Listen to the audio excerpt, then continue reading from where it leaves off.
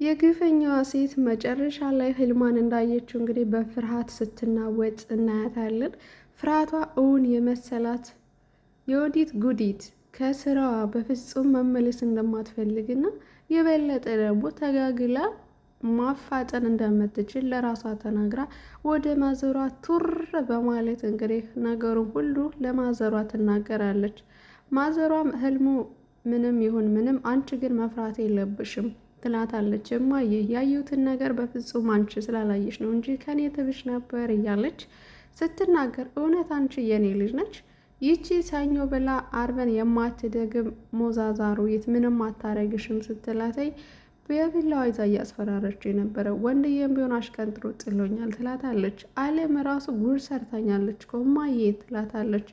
እና ትዕግስት እንደሌላት ነገሩ በፍጹምነት መሆን እንዳለበት ለማዘሯ ትናገራለች። ማዘሯ መንገዴ ከስካሁኑ አይበልጥብሽም፣ ተረጋጊ፣ ምንም ነገር አያመጡም ስትል ምክሯን ትሰጣታለች። አለምዬም ካሜራዋ ተበላሽቶባት የምታደርገው ጭንቋት እናያታለን። ከዛ ግን እንግዲህ አስተካካይዋ መታ አስተካክላላታለች።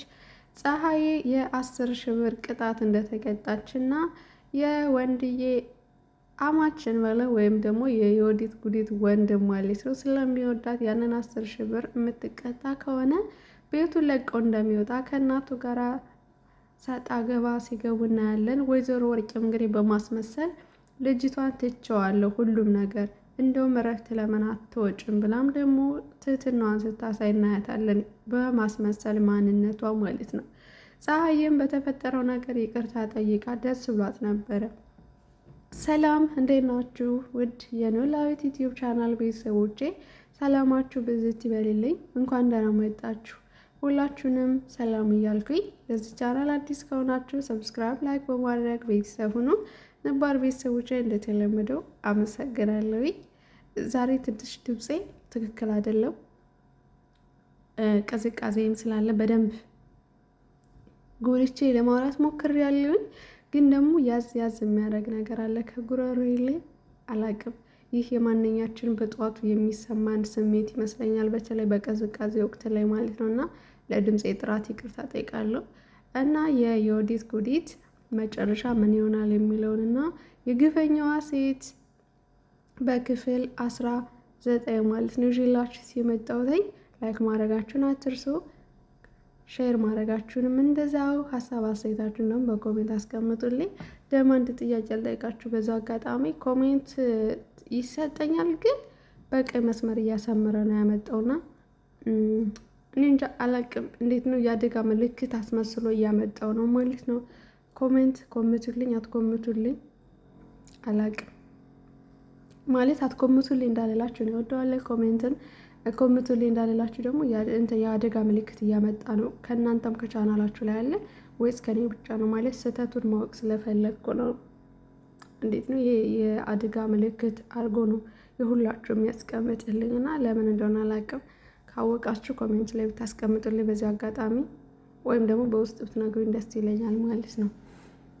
እና ምን ተፈጠረ መሰላችሁ? ዮዲት በፖሊስ ትያዛለች፣ አለቀላት፣ ከዚህ በኋላ ማንም አይፈልጋትም ብለን ስንመለከት የነበረው የመጨረሻው ፓርት እንግዲህ የተፈጠረው ነገር ቅዠት እንደሆነ ነው። ይህ ሁሉ ቀሽታ እኛ ራሱን አቃዣችን እኮ በእውነቱ ማለት ነው። ደስ አይልም። እኛ መጨረሻዋ ማየት ነበረ። የዓለምና የፀሐይ ሳቅ፣ ያ ሁሉ ፌሽታ፣ ያ ሁሉ ግልምጫ ምናምን ቀረላቸው ብዬ ጉጉት ብዬ ስጠብቅስ እቴ ሆዬ ተንኮለኛ ሰው እኮ እድሜው ረጅም ነው ይባላል። ነገሩን በተሎም አይታወቅበትም። ያም ሆነ ይህ ቅዠት በመሆኑ እሷ የበለጠ ግን ፈርታለች። በጣም ነው የፈራችው። እናትየዋ በቢላዋ ይዛ ስታስፈራራት፣ አለምም ያን ያክል ቃላት ስትወርድባት ያየችውን ነገር በሙሉ ለእናቷ ስትናገር ነበረ። አንድ ነገር ግን ያልተናገረችው ምንድን ነው? እናትየዋ እዛ ቤት ውጭ እንዳለቻት ይችን ደብቃለች። እሱን መናገር ነበረባት፣ ግን እናትየዋን ፈራች። የሌሎቹን ስትናገር የእናቷን ምን እንዳለቻት ከሌሎች እኮ የበለጠ ቅስም የሰበረቻተኝ መጠጊያዬ መሸሸጊያዬ አለኝታዬ ብላ ወደ እናቷ ቤት ሂዳ ያን ያክል አሽቀንጥራ እንደተጣለቻትና እንደናቀቻት ሳትናገር በመቅረቷ ቅር ብሎኛል። በድጋሜ ደግሞ ያን ህልም አይታ የእናቷን ምክር የእናቷን ድጋፍ ሂዳ ማየቷ ራሱ በጣም ነው ያስገረመችኝ። የወዲት ጉዲት እንደ ስሟ ጉድ የሆነች ልጅ ናትና እናትየዋም እንግዲህ ህልሙን ከነገረቻት በኋላ በብዙም ይሄ እውነት አይሆንም፣ ስለዚህ ተረጋግተሽ ማሰብ አለብሽ፣ ቀስ በቀስ ነው መሞት ያለባት እንጂ ይቺ ጠማማ አሮጊት እድሜዋ አጭር ነው፣ ምንም አትሆኝም ብላ ልጇን ስታጽናና እናያታለን። የወዲት ግን እኛ ሳይቀድሙን መቅደም አለብን፣ እባክሽን እማዬ ያየሁት ህልም በጣም ከባድ ነው ብላ ከፍርሃቱ አንጻር እየተናገረቻት ነበረ። እንደዚህ የምትፈሪና የምትንቦቀቦቂ ከሆነ የኔ ልጅ አይደለሽም፣ አንቺ እኮ በእኔ ነው የወጣሽው ብላ የበለጠ ስታበረታታት ነበረ። ስለዚህ መሆን ያለበት ቀስ በቀስ ነው። በአፋጣኝ ከሞተች እኮ ትጠረጠሪያለሽ፣ ምርመራ የሚባል ነገር አለ። ስለዚህ ያኔ መወንጀልሽ አይቀርም። ስለዚህ ደግሞ ሴትየዋ ስለታመመች ራሷ ቀስ በቀስ ትሄድልሻለች ስትላትኝ ምንም ችግር የለውም በፍጥነት ይሁን እንጂ እኔ ጓሮ ወስጄ ቀብራታለሁ ነበር ስትል ነበር። ቢያንስ ማለት ነው ካየችው ህልም እንኳን ምንም ነገር አልነቃችም።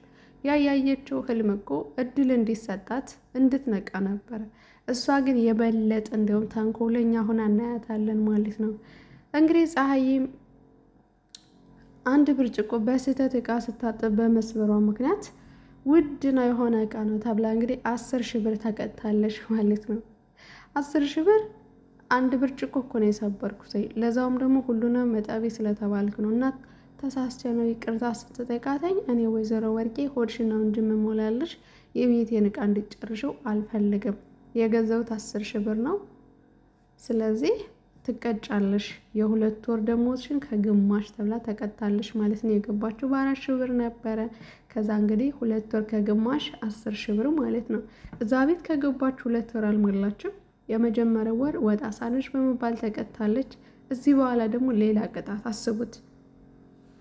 እና ይሄ ታሪክ በነገራችን ላይ ውሸት ይመስላል፣ ግን እንደዚህ አይነት ሰው አሰሪ የለም ይባላል። እኔ ግን ገጥሞኛል። እዚህ አሁን ካለሁበት ቤት ምን መሰላችሁ የተሰበረብኝ? ጨው ምናምን የሚያስቀምጡበት ቅመማ ቅመም አለ አይደለ? ድርድር ብሎ 5 አይነት ነው የሚይዘው ማለት ነው። እና እሱ የመጣው ከአባቷ ውርስ ነው፣ የመዳሜ የአባቷ ውርስ ማለት ነው። እና እንዳጋጣሚ ጨው የሚቀመጥበት ወደቀ። ልክ ሲወድቅ ጨው የሚቀመጥበት ነው የተሰበረብኝ ማለት ነው።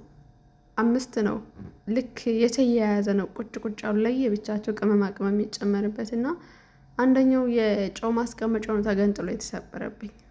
እኔም አልዋሸዋትም። ተሰበረ ስላተኝ አዲስ ነበርኩ ለቤቱ በሰዓቱ ይቆረጥብሻል ደሞዝሽ አለችኝ። እንዴ ወርቅ ነው እንዴ የዚህን ያክል? ይሄ እኮ $1 ሄጄ ማመጣልሽ እቃ ነው አልኳት። እኔ በማንኛውም ቤት አለው፣ ግን ዲዛይኑ ለየት ያለ ነው። የወርቅ ቅም ነው እቃው ማለት ነው እንጂ ወርቅ አይደለም፣ ዳይመንድም። ግን እሷ ስታካብድብኝ ይሄ የአባቴ እቃ ነው፣ የአባቴ ቅርስ ነው፣ የትም ቢሆን የትም አታመጭም፣ 10 ዓመት ለፍተሽ እንኳን መግዛት አትችይም፣ እንዴት ነው $1 ሄጄ አመጣለሁ ብለሽ ብላ የበለጠ ተናደደችብኝ። እኔ እቃውን አጣጥየባት ነው የመሰላት። እኔ ግን ይገኛል ይሄ በቀላሉ ብዬ ነበር። እሷ ግን ያሰበችው ውርስ ነው። ውርስ ደግሞ በቀላል በገንዘብ የሚገዛ ነገር አይደለም። እና በጣም ጮኸችብኝ የሌለ ማለት ነው፣ ቀኑ ሙሉ ማለት ነው። ከዛ ደሞዜ ሲደርስ ስጪኝ ስላተኝ የለሽም በአሁኑ አለችኝ። ከዛ የምር በሰዓቱ እንደ ቀልድ ነበር ያለፍኩትኝ። ከዛ ግን አለቀስኩ፣ ተሰማኝ። ከዛ ለልጇ ስናገር ራሱ እንደዚህ ምናምን ወደቅና ተሰበረ፣ ግን የ1 ወር ደሞዜን ወሰደችብኝ ስል ከዛ ለቀልድ ነው እናቴ እንደዚህ አታረግም አለች ማለት ነው። ከዛ ደውላ ሰብራለች አልሰጣትም አለች። ጭራሽ ንግግሯን ያናደደኝ ይሄ $1 ሄጄ አመጣዋለሁ ብላለችኝ እኮ ካመጣችሁ ደሞዟን እሰጣለሁ አለች። ከዛ እሷ ልጅ ናተኝ እና እባክሽ ተለምና ማለት ነው እልህ ይዟት እኔም ደሞዜን ካልሰጠሽኝ እወጣለሁ አልከኝ። ቦታም ደሞዜን ይዤ ነው የምወጣ ብዬ በጣም የተናደድኩት። እሷም ተናደደች፣ እኔም ተናደድኩኝ። እና ይሄ ነገር ያጋጥማል በነገራችን ላይ ማለት ነው። ሰዎች የኔ ንግግር ነው ያስበላኝ፣ ከእቃው መሰበር የኔ ንግግር ነው ያስበላኝ። የወርቄና የፀሐዬ ደግሞ ፀሐዬ ታዛ ነው እጠቢ ተብላለች። በድንገት ነው ያ ነገር የወደቀው። ግን እሷ የ10,000 ብር ደሞዟን ቆጠረች፣ ያኔ ቆረጠችባት። ይህንን የሰማው ልጅ እንግዲህ እንዴት ግፍ ትሰሪያለሽ? ለ100 ብር ብርጭቆ የ10 ሺህ ብር ግምት ምን አይነት ጭካኔ ነው እማዬ? ይህ ክንፋትሽ የትም አያደርስሽም ብሎ እንግዲህ ስለሚወዳት ስለሚያፈቅራትና ክፋቱን ትቶ ለእሷ ሲቆረቆር እናትየዋ በጣም ትናደዳለች። ወርቄ ማለት ነው። እሺ እተውላታለሁ ምንም ችግር የለውም ትላለች። ከዛም ይህን ነገር የማታረጊ ከሆነ የማስመልሽላት ከሆነ እዚህ ቤት ለቅቄ እወጣለሁ ስላላተኝ በጣም ነው የፈራችው ማለት ነው። ከዛ ወርቄ ደጅ ትወጣና ፀሐይን ታስጠራለች። እዚህ በኋላ ይቅር ብዬሻለሁ፣ የሰበርሽውንም ታይወርሽው ደሞዝሽንም አልቆርጥብሽም፣ የባለፈውንም ወጣ አሳረረሽ ደሞዝሽን ቀንሸብሻል አይደለ? ያንንም እሰጥሻለሁ። ሲያምሽ ራሱ ስራ አትስሪ፣ እረፍት አድርጊ፣ እያመመው ሰው መስራት የለበትም ትላታለች። ስራሽን ከጨረሽ እንደውም አሁን እረፊ ብላ ከልጇ ፊት ያንን ትህትና ካሳየሽ በኋላ ልክ ልጁ እማዬ በጣም አመሰግናለሁ፣ ይሄ ነው ላንቺ የሚገባሽ፣ ይሄ ነው ቀጠርሻት እንጂ አልወለድሻትም፣ አልገዛሻትም። ስለዚህ እሷም በአግባቡ ስራውን እስከሰራሽ ድረስ አንቺም ደሞዟን በትክክል መክፈል አለብሽ ብሎ ካስማማቸው በኋላ ፀሐዬም ውስጧን ደስ ብሏት አመሰግናለሁ አባዬ ብላ ምስጋናዋን ሳጨርስ እንዴት እንዳሳቀች ማለት ነው። ከዛ ልጁ ይወጣለኝ ወደ ውጭ። ከዛ ወዲያውኑ የት ነሽ ትላታለች ማለት ነው ጠርታ። በስመ አብ እንዴት እንዳሳቀች ማርያምን። እንግዲህ እንደዚህ አይነት መዳሞች አሉ። ሰው እንግዳ ሲመጣባችሁ ደግ ሆኑና ልክ ሰው ከሄደ በኋላ በቃ ፍጥጥ። ከዛም እንግዲህ አይ እረፍት አድርጌ ስላልኩኝ እኮ እረፍት እያደረኩ ነው መኝታ ክፍል አልጋ ላይ ምናምን ትላታለች። አዎ እኔ ወርቄ ቤት የማንም እንትን ምናምን መጥቶ ማረፊያ ነውትና ሌላ ጣጣ። ከዛ አሁን ወለቅ ብለሽ ልብሶችሽን ሰብስበሽ ይህን ቤት ለቀሽ ትላታለች። ያንንም ልብሷንም እንግዲህ እንደፈረደባት ጠቅልላ ውጥት ስትል ልጅየው ይመጣል። የመጨረሻ ማለት ነው ይጮህባታል እናቱ ላይ። ከዛም እንግዲህ አንቺ የተረገምሽ ነሽ ልጄን ምን አድርገሽው ነው ብላ የበለጠ ትጮህባታለች። ከዚህ በኋላ ምንም አይነት ስህተት እንደማትሰራ ቃል አስገብታ እንግዲህ ወደ ስራ ትመለሳለች። ግን ፀሐዬ በዚህ ልክ እየተሽለጠለጠች ያለችው ለምንድን አልገባኝ። ሌላ ቤት መቀየር ትችላለች። ደሞዝ ከሌላሰኝ ምንድን ነው ትርጉሙ? ሰላም የሌለው ቤት ደግሞ መስራት በጣም ነው ሰላም ነው የሚያሳጣውና ሰዎቹ የሚያዝ የሚጨበጥ አመል የላቸውም። ግን እንደዚህ አይነት ቤት ብዙዎች ገብተን ራሳችንን እንጎዳለን፣ በራሳችን በድላችንም እናማርራለን። እና የተለየ ቤት እኮ መቀየር እንችላለን። እኛ ዋናው ነገር ለገንዘብ ብቻ ሳይሆን መስራት ያለብን ለራሳችን ሰላም ይቀድማል። ሰላም ሲኖረን ደግሞ በነፃ መገዛት የለብንም። የወጣን የተሰደድነው ለስራ ነው። ስራችን ደግሞ ከሰራን በአግባቡ ደመወዛችን ልንቀበል ይገባል። አብዛኛውን ጊዜ ግን በስደት ዓለም ላይ ያለ ነው ማለት ነው። ቤቱ ምቹ ነው፣ ልብስ ይገዛልናል፣ የምንበላው የምንጠጣው ምቹ ነው፣ ሁሉ ነገር አሪፍ ነው።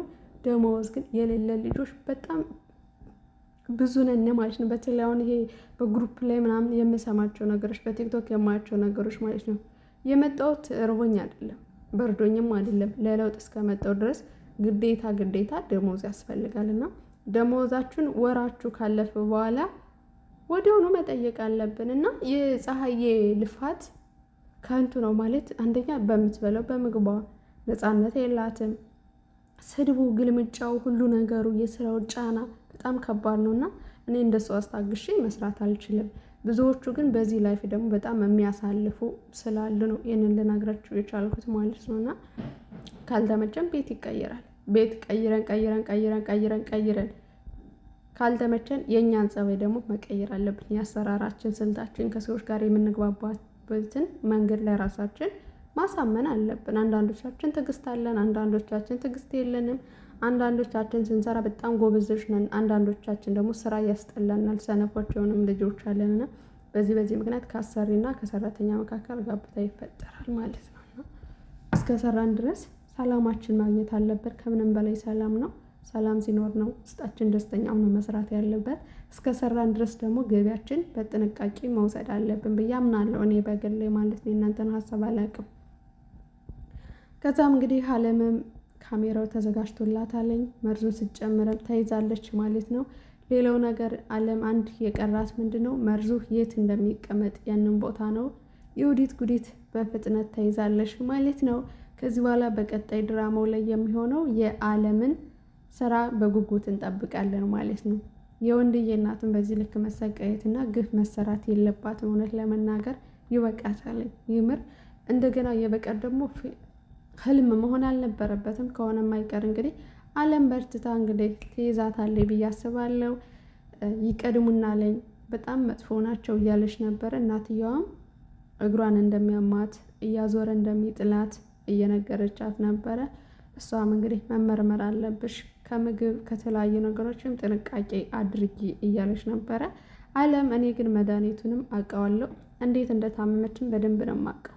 ይህን ደግሞ በቅርቡ አክሜ አድናታለሁ። እማዬ አይዞሽ፣ አንቺ ብቻ በጸሎትሽ አግዥኝ ብላ በሙሉ ኮንፊደንስም ስትናገር ነበረ። የወዲት ጉዲት መጨረሻ ምን እንደሚሆን ደግሞ አብረን እናያለን። አስረዘምኩባችሁ ዛሬ ትንሽ ቪዲዮ ማለት ነው። በቀጣይ ቪዲዮ እስክንገናኝ ድረስ ቸር ቆዩልኝ። ለሰው ልጅ ሰላም ነውና ለሁላችንም ሰላምና ፍቅር አንድነትን ይስጠን። እወዳችኋለሁ ውድ ሀገሬ ልጆች፣ በያላችሁበት ሰላማችሁ ብዝት ይበልልኝ። ቻው